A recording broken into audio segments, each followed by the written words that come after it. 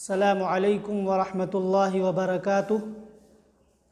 ان الحمد للہ والصلاة والسلام علی رسول اللہ وآلہ وصحبہ ومن والاه۔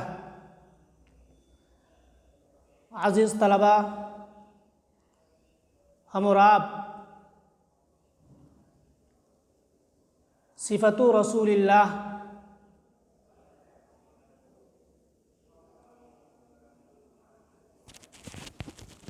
صلی اللہ علیہ وسلم پر مسلسل گفتگو کر رہے ہیں۔ آج کا درس جہاں سے ہم اور آپ شروع کریں گے وہ صفحہ نمبر 15 آخر سے ہے۔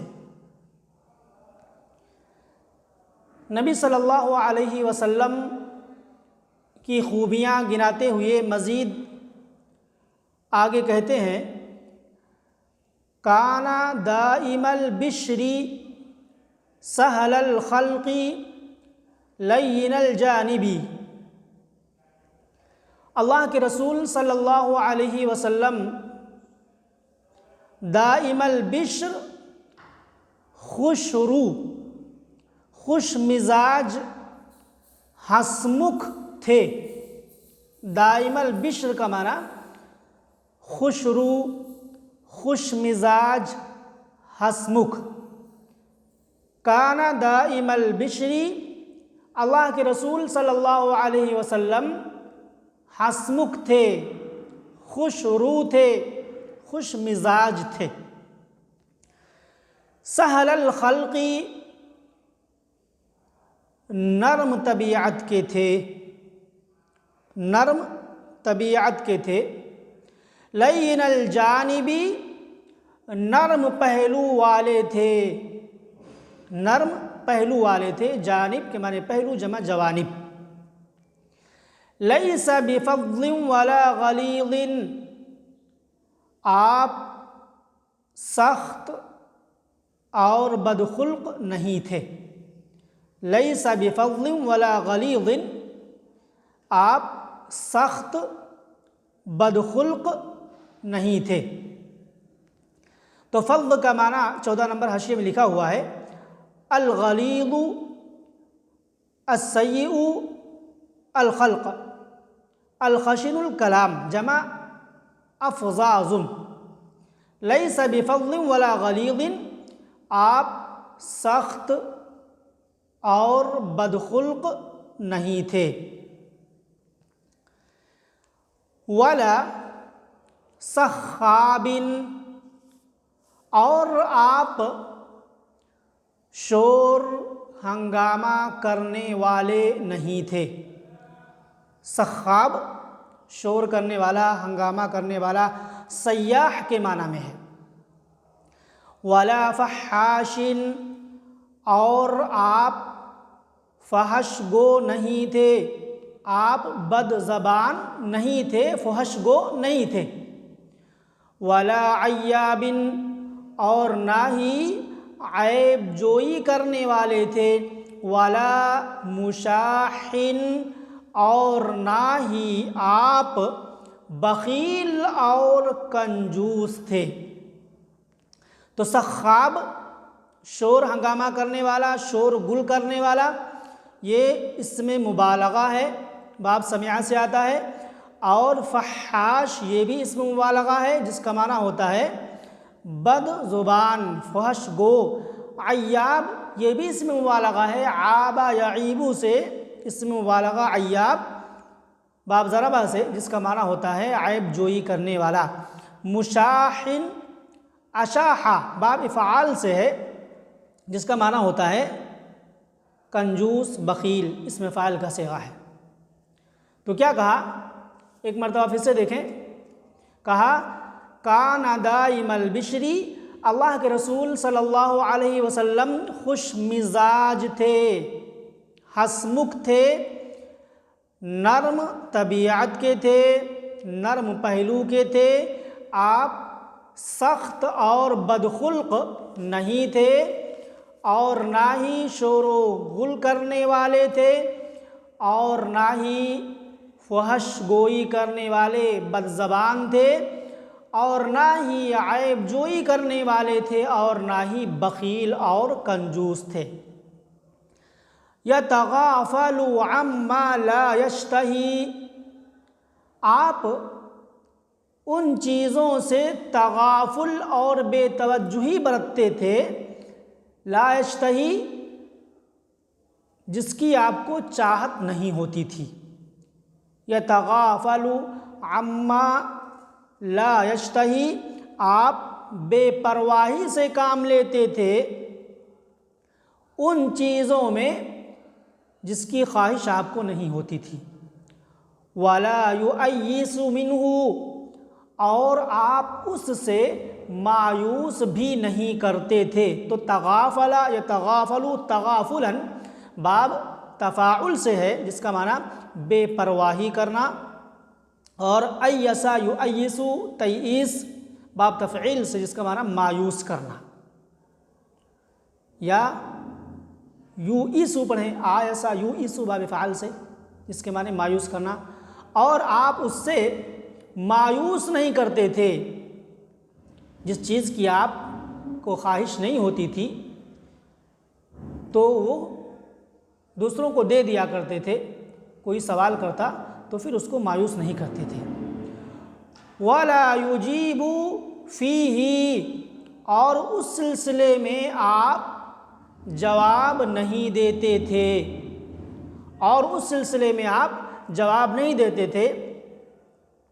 نیچے 2 نمبر حاشیے میں لکھا ہے ای لا یجیب احدا فیما لا یشتہی بل یسکت عنہ عفوا وتکرما، یعنی جس چیز کی اشتہا اور خواہش آپ کو نہیں ہوتی تھی آپ اس سلسلے میں کسی کو جواب نہیں دیتے تھے، بلکہ آپ خاموش رہتے تھے، معاف کرتے ہوئے چھوڑتے ہوئے، تو آپ اس سلسلے میں بولتے نہیں تھے۔ اس کے بعد کہا قد ترک نفسہ من ثلاث، اللہ کے نبی صلی اللہ علیہ وسلم نے اپنے آپ کو 3 چیزوں سے الگ کر لیا تھا، چھوڑ دیا تھا اپنے آپ کو۔ قد ترک نفسہ اپنے آپ کو چھوڑ دیا تھا، الگ کر لیا تھا، من ثلاث 3 چیزوں سے۔ تو ترکا کا مفعول بھی ہے نفسہ، ترکا میں ہوا ضمیر فاعل بن رہی ہے جس سے اللہ کے رسول صلی اللہ علیہ وسلم مراد ہے۔ تو وہ 3 چیزیں کیا ہیں جن سے اللہ کے رسول نے اپنے آپ کو الگ کر لیا تھا؟ نمبر 1 المراء ای الجدال، جدال بحث و تکرار، بیکار کی بحث و تکرار اور جدال سے اللہ کے رسول نے اپنے آپ کو روک لیا تھا۔ والاکباری اور تکبر سے اللہ کے رسول بڑا نہیں بنتے تھے، تکبر نہیں کرتے تھے، اکبر یکبر اکبار۔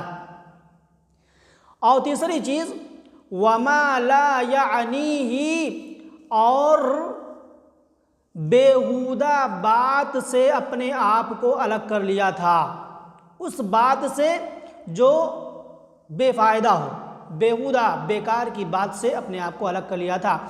تو اپنے آپ کو 3 چیزوں سے، نمبر 1 المرا، نمبر 2 الاکبار، اور تیسری چیز وما لا یعنی بیہودہ بات، بیکار کی بحث و تکرار، اور نمبر 2 تکبر کرنا، بڑا بننا، اور تیسری چیز بیہودہ بات۔ ان 3 چیزوں سے اپنے آپ کو اللہ کے رسول نے دور کر لیا تھا، الگ کر لیا تھا۔ وَتَرَكَ النَّاسَ مِن ثَلَاثٍ، اور لوگوں کو 3 چیزوں سے چھوڑ دیا تھا،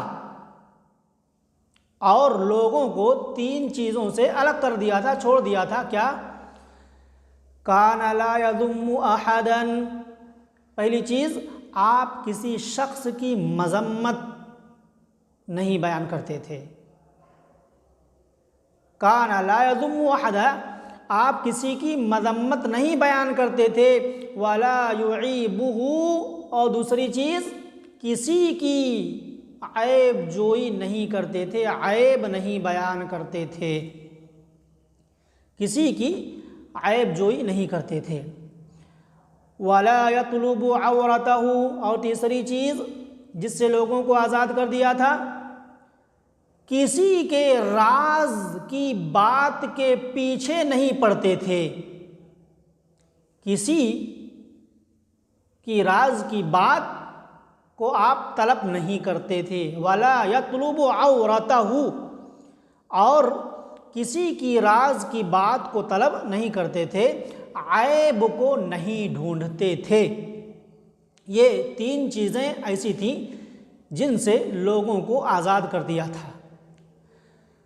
اس کے بعد کہا وَلَا يَتَكَلَّمُ إِلَّا فِي مَا رَجَا ثَوَابَهُ، اور آپ بات نہیں کرتے مگر وہی جس میں ثواب کی امید کرتے۔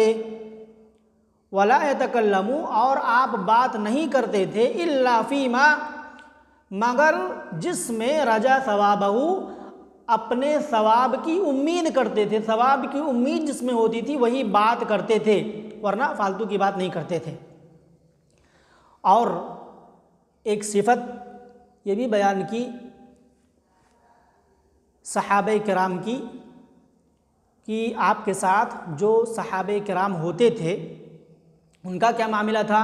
وَإِذَا تَكَلَّمَ أَطْرَقَ جُلَسَاؤُهُ، اطرقہ کا کیا معنی ہوتا ہے؟ نمبر 4 حاشیے میں لکھا ہوا ہے امالو رأسہم، یعنی انہوں نے اپنے سروں کو جھکا لیا۔ وَأَقْبَلُوا بِبَصَرِهِمْ إِلَى صُدُورِهِمْ، اور اپنی نگاہوں کو اپنے سینوں کی طرف کیا کیا؟ پھیر لیا۔ یہ مطلب ہوتا ہے، یعنی نگاہ نیچی کر لینا۔ اطرقہ یطرقو کا معنی ہوتا ہے نگاہ نیچی کر لینا، اور جب نگاہ نیچی ہوگی تو آدمی کو اس کا سینہ نظر آئے گا، نیچے کا حصہ نظر آئے گا۔ تو وہی کہا وَإِذَا تَكَلَّمَ، جب آپ بات کرتے، یعنی اللہ کے نبی بات کرتے، اطرق جلساؤہ، تو آپ کے ہم نشین، آپ کے ساتھ بیٹھنے والے، آپ کے ساتھی کیا کرتے تھے؟ اپنی نگاہوں کو جھکا لیتے تھے، اپنے سروں کو جھکا لیتے تھے۔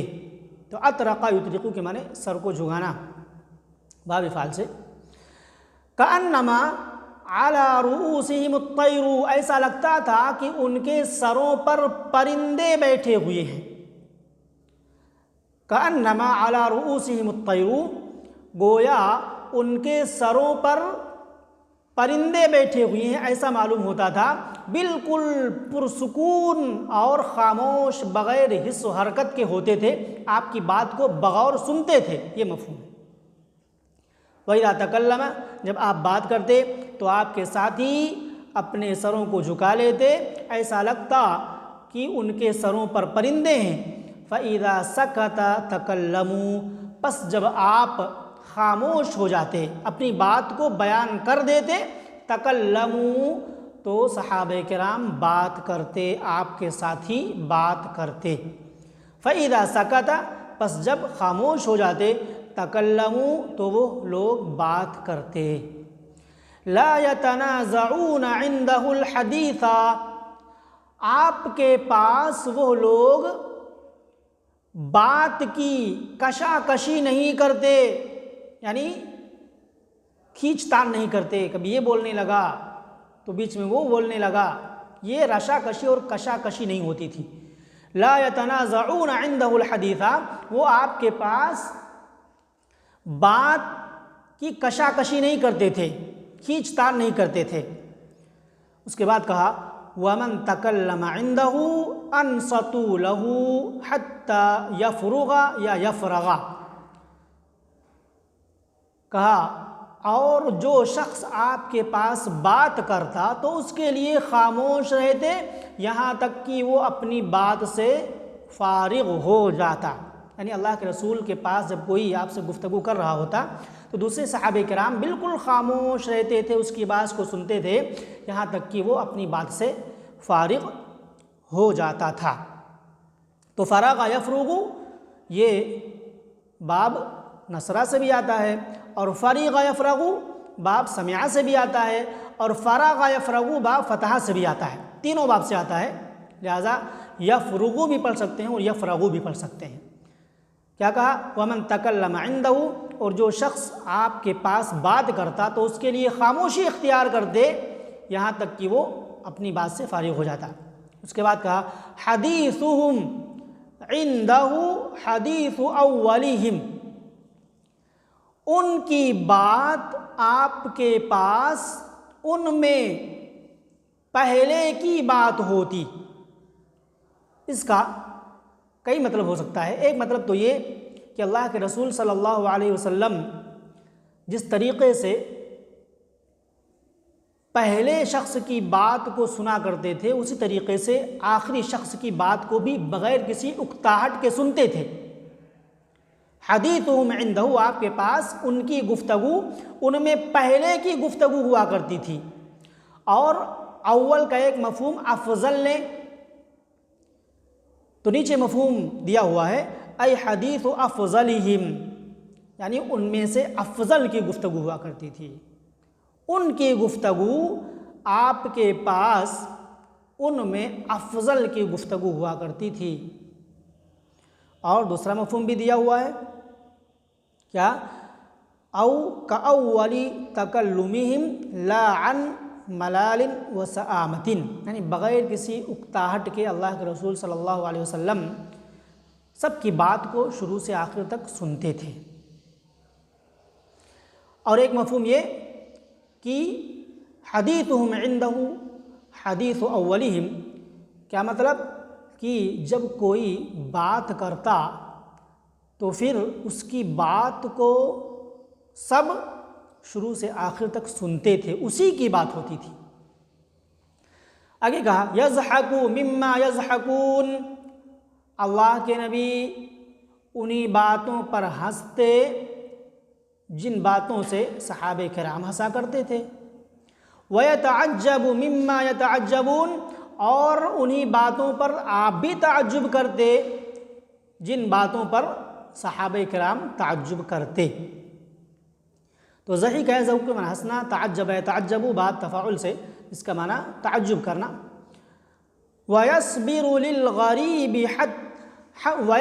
لِلْغَرِيبِ عَلَى الْجَفْوَةِ فِي مَنْطِقِهِ وَمَسْأَلَتِهِ حَتَّى إِنْ كَانَ أَصْحَابُهُ يَسْتَجْلِبُونَهُمْ، کہا اور اللہ کے نبی صلی اللہ علیہ وسلم اجنبی کے لیے، مسافر کے لیے بات میں اور سوال میں سختی پر صبر کرتے۔ کیا مطلب؟ کوئی اجنبی، کوئی مسافر آ کر کے آپ سے سختی کے ساتھ گفتگو کرتا یا سختی کے ساتھ سوال کرتا تو پھر آپ صبر سے کام لیتے تھے، صبر کرتے تھے۔ اور اس طرح کے واقعات حدیثوں کے اندر موجود ہیں کہ ایک دیہاتی آیا اور اس نے اس طریقے سے گفتگو کی، انی سائلک ومشدد علیک فی المسئلہ، ضمام بن ثعلبہ آئے اور کہا کہ اے نبی میں آپ سے سوال کرنے والا ہوں اور بڑی سختی کے ساتھ سوال کروں گا۔ پھر انہوں نے سوال کی، اللہ کے رسول صلی اللہ علیہ وسلم بڑے اطمینان کے ساتھ سارے سوالات کے جواب دیے۔ تو اللہ کے رسول صلی اللہ علیہ وسلم کسی اجنبی، کسی غریب، کسی مسافر، کسی اعرابی کے بات کی سختی اور اس کے سوال کی سختی پر صبر سے کام لیتے تھے۔ حتی ان کان اصحابہ یستجلبونہم، یہاں تک کہ آپ کے صحابہ انہیں بلا کر کے لاتے تھے آپ کی مجلسوں میں، اجنبی کو، اعرابی کو بلا کر لاتے تھے تاکہ وہ آپ سے قسم قسم کے سوال کریں اور ہمیں جواب سننے کا موقع ملے۔ کیا مطلب؟ ایستجلبون الاعراب الى مجلسہ، صحابہ کرام اعراب کو، دیہاتیوں کو اللہ کے رسول کی مجلس میں بلا کر کے لاتے تھے لیستفیدوا من سوالہم لہو، تاکہ وہ جو سوال اللہ کے رسول سے کریں اس سے صحابہ کرام استفادہ کریں۔ اور حضرت انس بن مالک رضی اللہ تعالیٰ عنہ کا بیان موجود ہے، صحیح مسلم کی روایت ہے، وہ کہتے ہیں کان یعجبنا ان یجیء الرجل من اہل البادیۃ العاقل فیسألہ ونحن نسمع، کہتے ہیں کہ ہمیں یہ بات بہت پسند تھی صحابہ کرام کو، یعنی ہمیں صحابہ کرام کو، کہ دیہات سے کوئی آدمی، کوئی عقل مند آدمی، عاقل آدمی آئے، فیسألہ، اور آ کر کے آپ سے سوال کرے اور ہم غور سے اللہ کے رسول کے جوابات کو سنیں۔ اس لیے کہ صحابہ کرام رعب کی وجہ سے اللہ کے رسول صلی اللہ علیہ وسلم سے سوال نہیں کر پاتے تھے، اس لیے چاہتے تھے کوئی دوسرا سوال کرے اور ہم سنیں۔ تو وہی کہا کہ یہاں تک کہ صحابہ کرام اعراب کو اور یعنی دیہات کے رہنے والے لوگوں کو مجلس میں لاتے تھے تاکہ وہ سوال کریں گے اور ہمیں سننے کا موقع ملے گا۔ وَيَقُولُ إِذَا رَأَيْتُمْ طَالِبَ حَاجَةٍ يَطْلُبُهَا فَارْفِدُوهُ، اور اللہ کے رسول فرماتے کہ جب تم کسی ضرورت طلب کرنے والے کو دیکھو، کسی ضرورت طلب کرنے والے کو دیکھو کہ وہ اپنی ضرورت طلب کر رہا ہے تو کیا کرو؟ فَارْفِدُوهُ، اس کا تعاون کرو، اس کی مدد کرو۔ ارفاد کا معنی بتلایا ہے 6 نمبر حاشیے میں، الارفاد الاعطاء والاعانہ، تو اس کی ضرورت پوری کرو، اس کی مدد کرو، اس کا تعاون کرو، اس کا ساتھ دو، یہ مطلب۔